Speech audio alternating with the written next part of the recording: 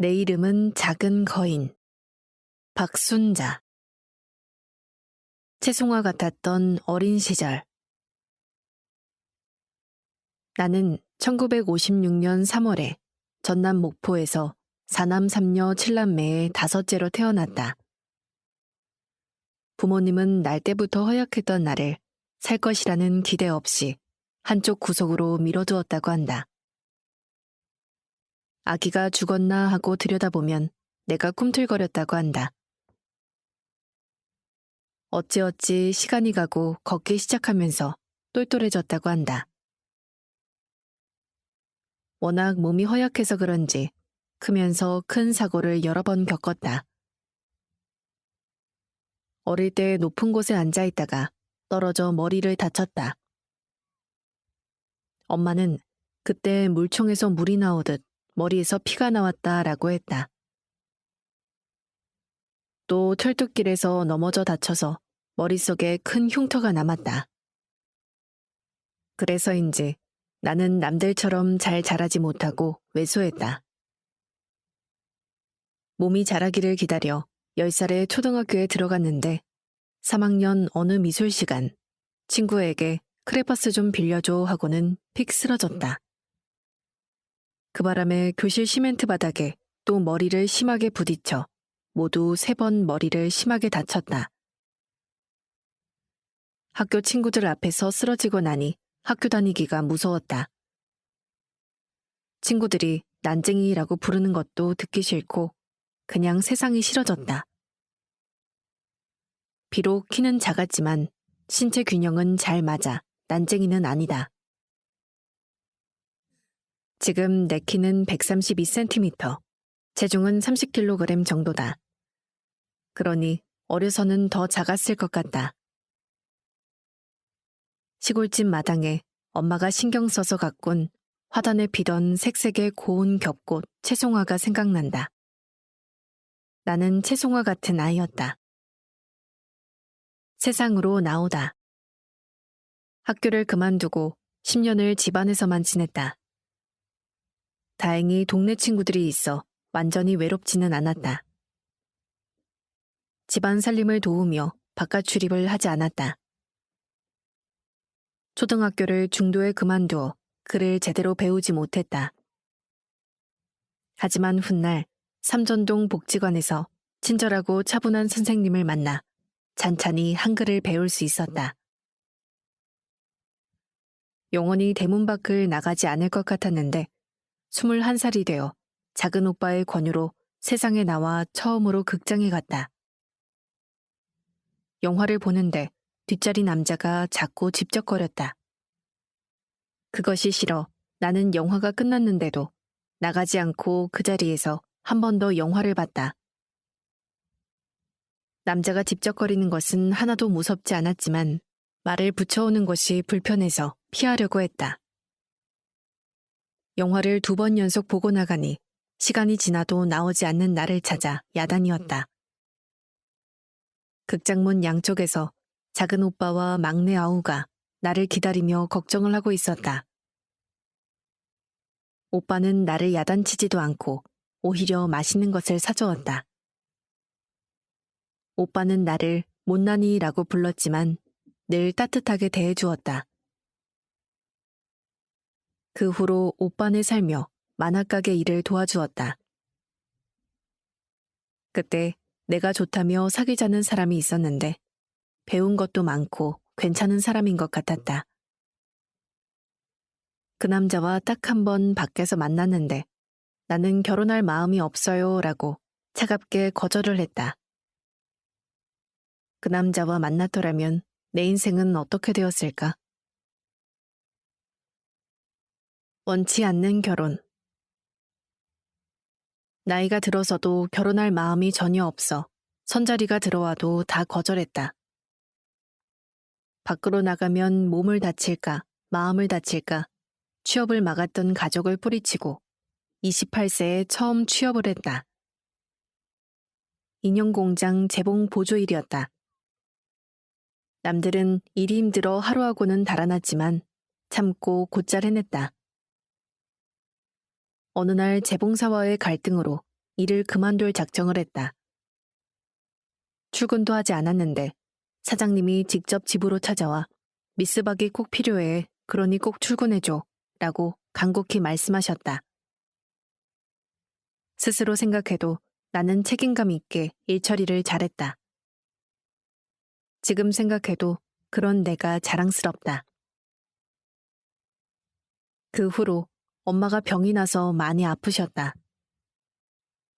엄마는 내가 눈 감기 전에 어서 시집가라 라며 어떤 남자와 선을 보게 하고는 바로 결혼을 추진했다. 나는 여전히 결혼할 마음이 전혀 없다고 말했다. 게다가 상대 남자도 내 맘에 들지 않았다.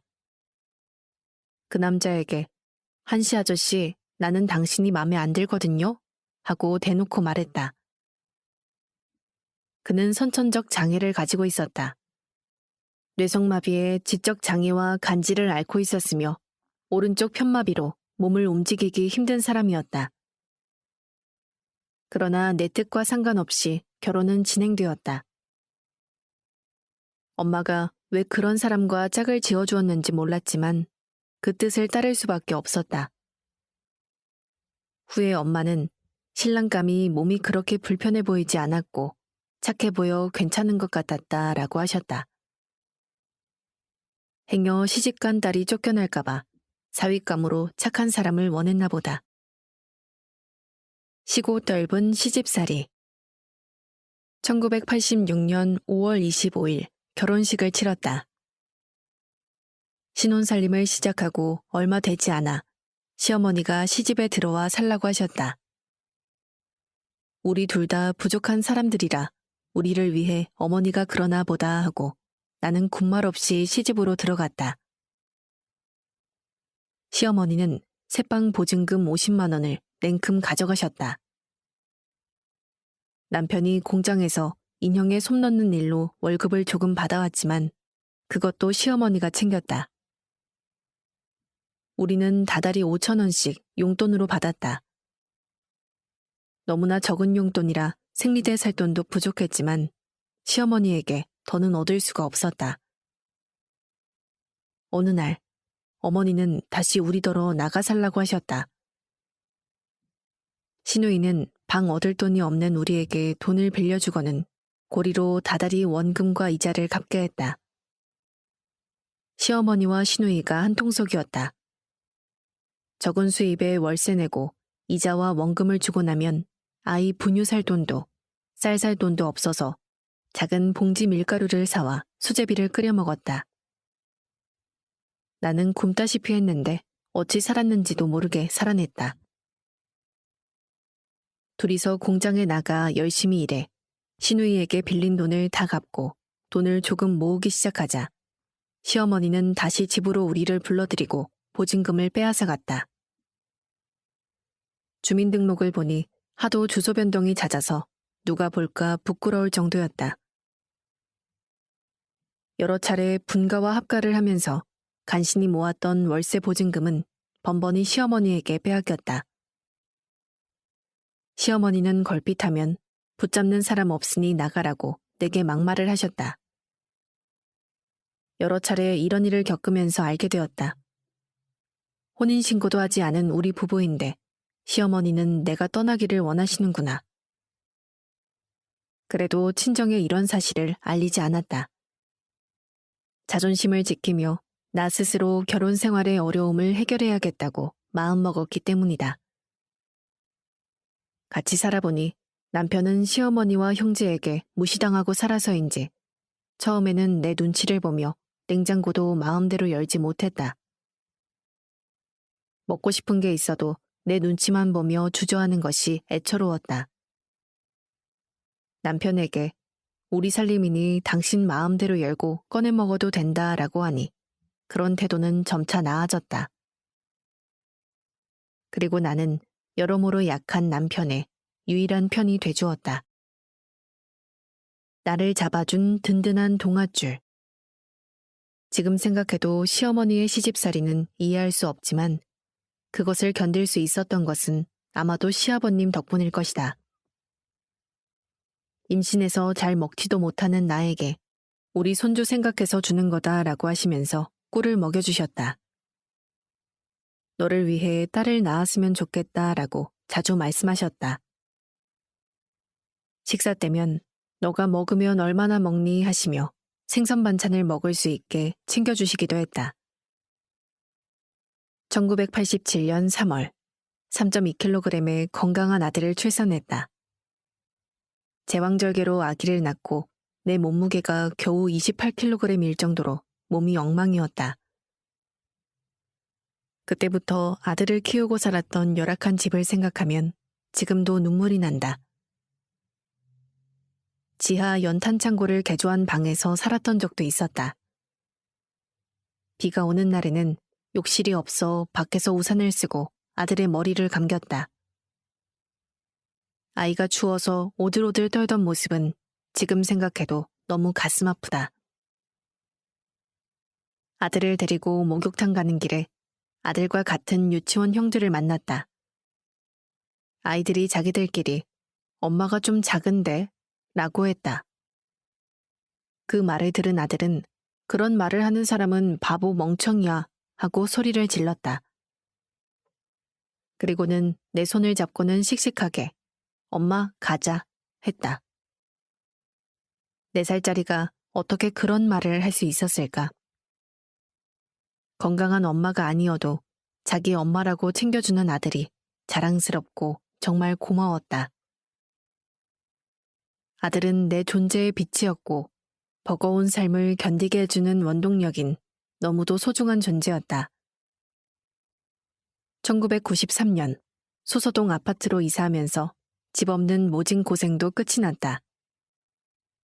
7살 아들은 우와 내 방이 생겼다. 욕실도 있네. 이제 우산 쓰고 머리 감지 않아도 되겠다 라며 기뻐서 펄쩍 뛰었다. 그때부터 지금까지 27년을 이 동네에서 살고 있는데 형제보다 더 좋은 친구와 이웃이 있어 살만하다. 끝나지 않을 것 같았던 모질고 힘들었던 시집살이도 정리가 되었다. 소리 없이 다가온 병마. 이사를 와서 다 좋은 것만은 아니었다. 나는 온몸에 핏기가 하나 없이 노랬다. 악성 빈혈이 있다는 것을 알게 되었다. 어려서부터 맥없이 픽픽 쓰러졌던 것도 그런 이유였을 것이다. 차츰 나의 약한 몸에 이상이 나타났다. 1996년에는 눈이 갑자기 나빠지기 시작했다. 검사를 마치고 병원에서 시각장애 1급이라는 판정을 받았다. 그렇다고 전혀 보이지 않는 것도 아닌데 시각장애 1급이라고 남들이 뭐라 하면 어쩌나 하고 걱정했다.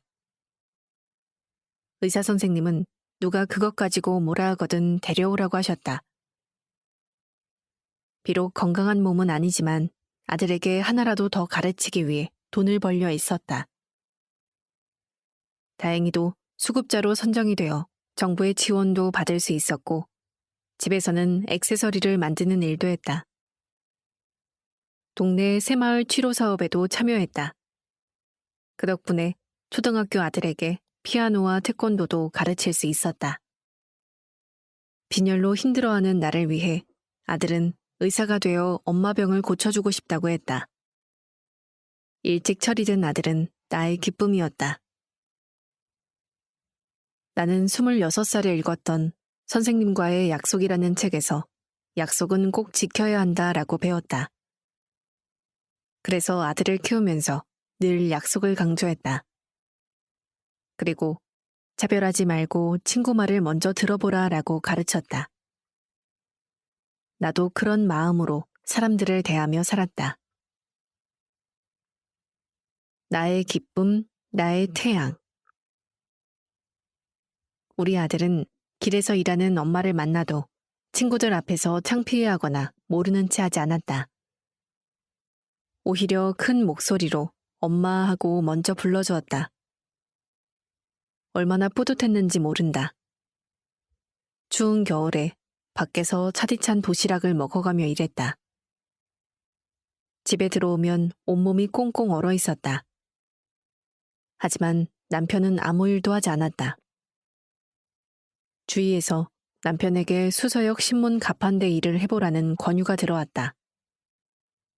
남편은 거스름돈을 헤아릴 줄 몰라서 그 일을 못한다고 했다. 하지만 추운 데서 취로 사업하는 것보다는 가판대 일이 훨씬 좋아 보여서 내가 할게요 하고 나섰다.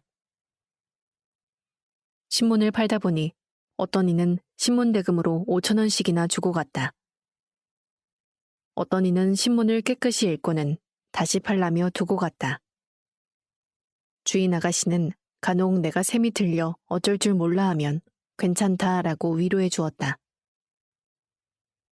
오히려 정산하다가 돈이 남으면 내게 주었다. 이렇게 따뜻한 이웃들이 있어 힘을 내어 살아갈 수 있었다.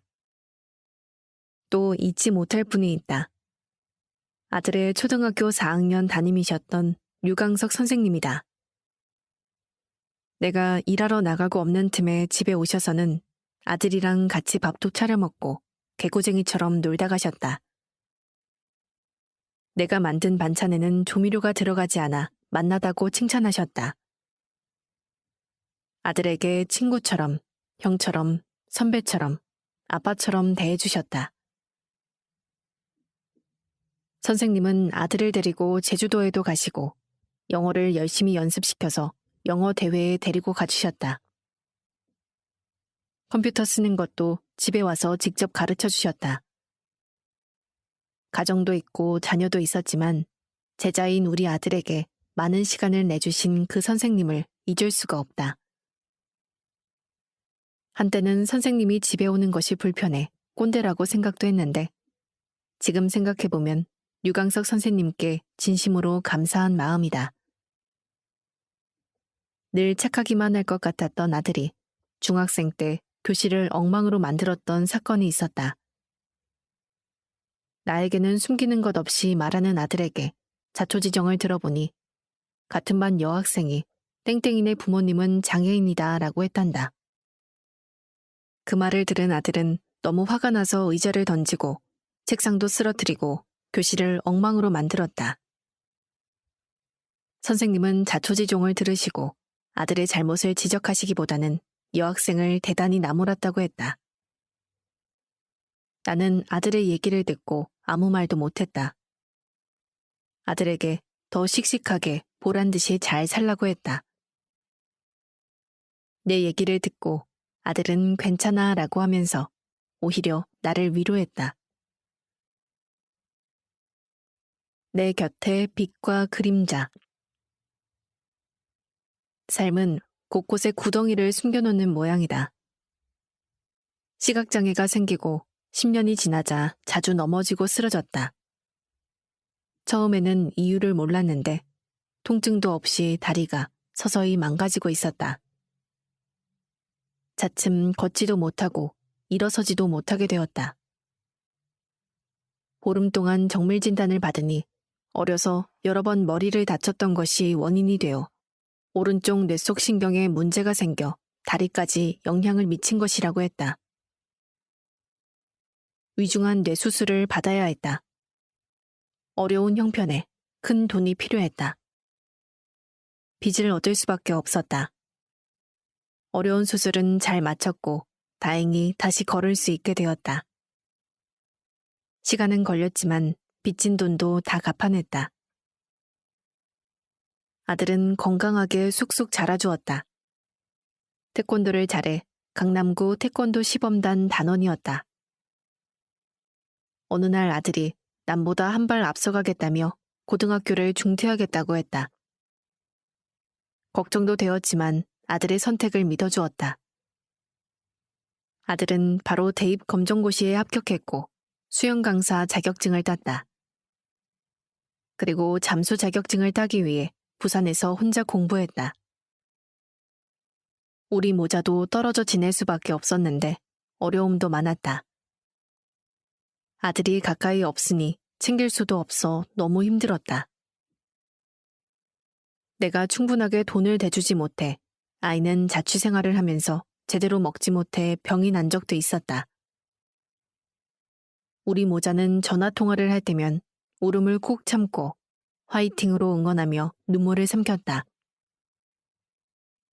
공깃밥에 김치만 가지고 여러 날을 버텼다는 얘기를 들은 날은 너무 가슴이 아파 전화를 끊고 통곡을 했다. 아들은 수영 강사로 일하다가 최종적으로 공무원이 되고 싶다며 공무원 시험을 준비했다. 아들과 달리 남편은 문제가 많았다. 다정했던 남편이 점점 변해갔다. 마음이 나빠져서가 아니라 뇌에 이상이 점점 커진 것이다. 남편이 본격적으로 간질약을 먹기 시작하기 전에 내가 임신한 것이 참 다행이었다. 남편은 술만 마시면 내게 칼이나 술병을 던졌다. 남편을 피해 저녁이면 밥상을 차려놓고는 집을 나왔다. 남편이 술을 마시고 취해 잠이 들 때까지 밖에서 아들을 기다리며 서성거렸다. 봄, 여름에는 괜찮았지만 추운 겨울에는 밖에 있는 것이 힘들었다. 내가 복이 많아 좋은 이웃을 만났다. 추워 떨고 있는 나에게 근처 빌딩 경비 아저씨가 안에서 기다리다가 아들과 만나라 라고 하면서 빌딩 안으로 들여주었다. 추위를 피하게 해주신 그분의 따뜻함이 많이 고맙다. 서서히 걷히는 그림자, 그리고 빛나는 태양. 지금 남편은 뇌출혈로 몸이 많이 상하고 두 다리를 못 쓰게 되어 요양원에서 지낸다. 요양원에 입원하더니 처음으로 나에게 미안하다라고 했다. 하지만 오랫동안 남편의 폭력으로 인해 쌓인 감정과 상처를 치유하기에 그 말로는 턱없이 부족했다. 혹독한 시집살이와 남편의 폭력도 참고 견디게 해준 고마운 우리 아들. 모든 것을 참고 견딜 수가 있었던 것은 오로지 아들 때문이었다. 아들은 공무원 시험 최종 면접에서 2번이나 떨어져 억울해했다. 그래도 10번 찍어 안 넘어가려며 다시 도전했다. 3번째 면접을 앞두고 돌아가신 엄마가 꿈에 보였다. 엄마는 마크가 새겨진 까만 운동복을 내게 주셨는데 그 꿈이 예사롭지 않은 듯했다. 마침내 아들은 면접을 통과했고 당당히 공무원 시험에 최종 합격을 했다. 꿈속에서처럼 제복의 사나이가 된 것이다. 내 아들은 나와는 달리 키가 177cm로 훤칠하다. 목표가 있으면 끝을 한다라는 신조를 붙잡고 사는 끈기 있는 멋진 사나이다. 시아버님은 치매에 걸려서도 손자 사랑을 잊지 않으셨다. 손자를 보시면 늘 주머니 돈을 꺼내 용돈을 주셨다. 시아버님이 돌아가셨을 때 시아버님의 관을 들 사람이 없었다. 시동생이 2이나 있고 신우 남편과 조카들도 여럿 있지만 아무도 나서지 않았다. 그런데 이 사실을 알게 된 아들이 친구들을 데리고 와서는 운구를 무사히 마칠 수 있었다. 맏아들인 남편은 여러모로 부족했지만 대신 맏손자인 우리 아들이 그 일을 해내니 평소 우리 부부를 무시했던 시댁 식구들 앞에서 보란듯이 자랑스러웠다. 누구보다 우리 모자를 사랑해 주셨던 시아버님 은혜에 보답한 것 같았다. 엄지공주, 작은 거인, 순자의 전성시대. 나는 지금까지 누구에게도 부끄럽지 않게 살았다. 앞으로도 그렇게 살아갈 거다. 세상 살아보니 피 한 방울 섞이지 않은 남들이 피부치 형제들보다도 훨씬 친절했다. 나도 주변 사람들에게 좋은 사람으로 남고 싶다.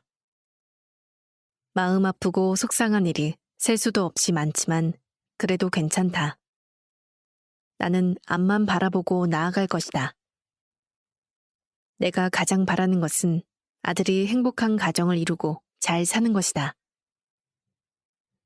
내 신경 쓰지 말고 아들이 살고 싶은 대로, 가고 싶은 대로 멋지게 살아가기를 빈다.